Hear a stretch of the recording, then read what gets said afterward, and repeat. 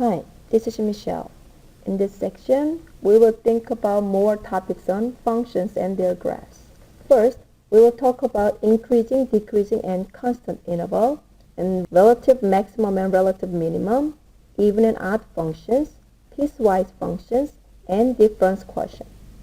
First, let's think about increasing, decreasing, and constant interval. Okay, let's think about this graph. If you look at this graph, as you can see, we have three different parts. So let's cut it. Now let's think about the left side first. If I pick any 2 points, when x is increasing, y is increasing. When x is decreasing, y is decreasing. Which means on the left side graph, your x and y are increasing and decreasing together. In this case, we call it as increasing. So the left side graph is called as increasing graph. But if you look at the right side graph, let's pick 2 points. In this case, when x is increasing, y is decreasing. When x is decreasing, y is increasing. In this case, we call it as decreasing. So decreasing graph means when your x and y are increasing and decreasing opposite way. One is increasing, the other one is decreasing. One is decreasing, then the other one is increasing.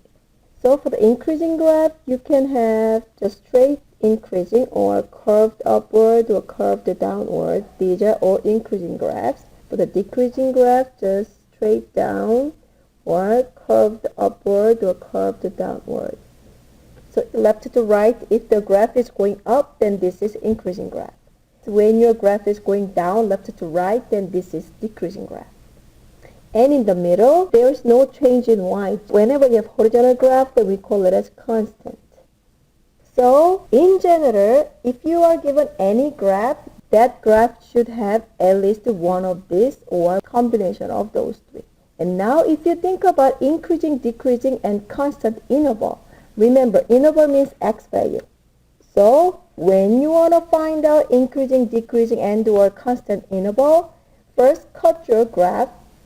And then on your x-axis, I want you to mark interval like this.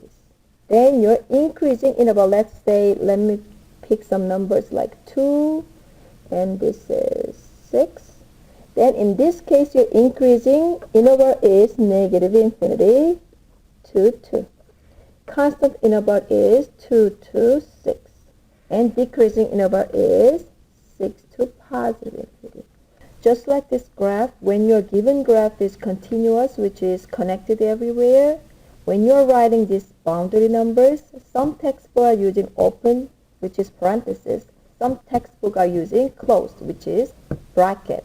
Basically, it is not a big deal, but to me, open is more reasonable because at 2, we really cannot say it is increasing or constant. At 6, we really cannot say it is constant or decreasing.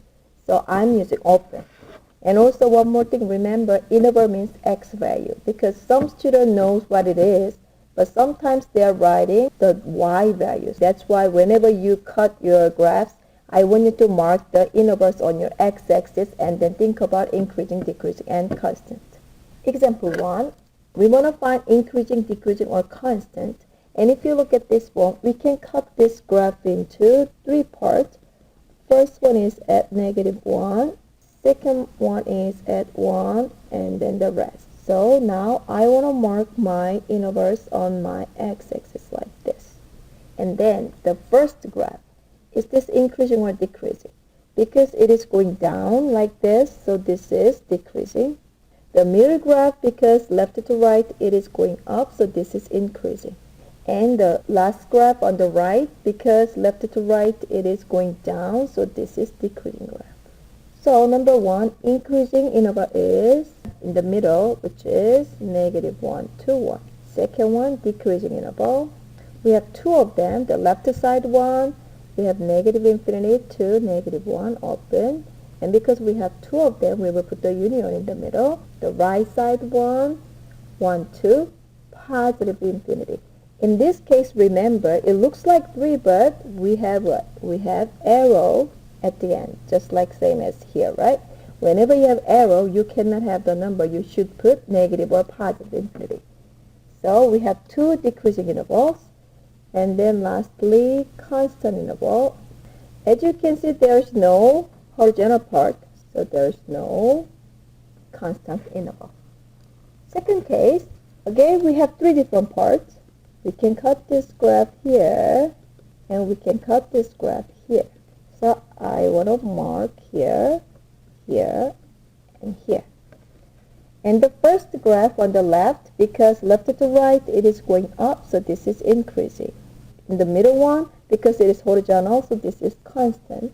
In the last graph, because left to right, this is going up, so this is another increasing part.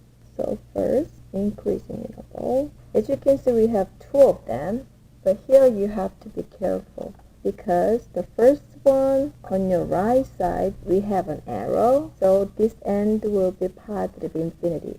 But if you look at left hand, as you see, we have closed. So in this case, you may not use negative infinity. So on the left side, first interval should be closed -3, comma, maximum is 0. And because this is connected, open, union, right side one, the third interval is minimum, open 3. In this case, because we have arrow, the maximum will be positive infinity.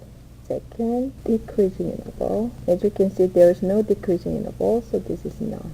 Third, constant interval. It is the middle one, so minimum is 0, maximum is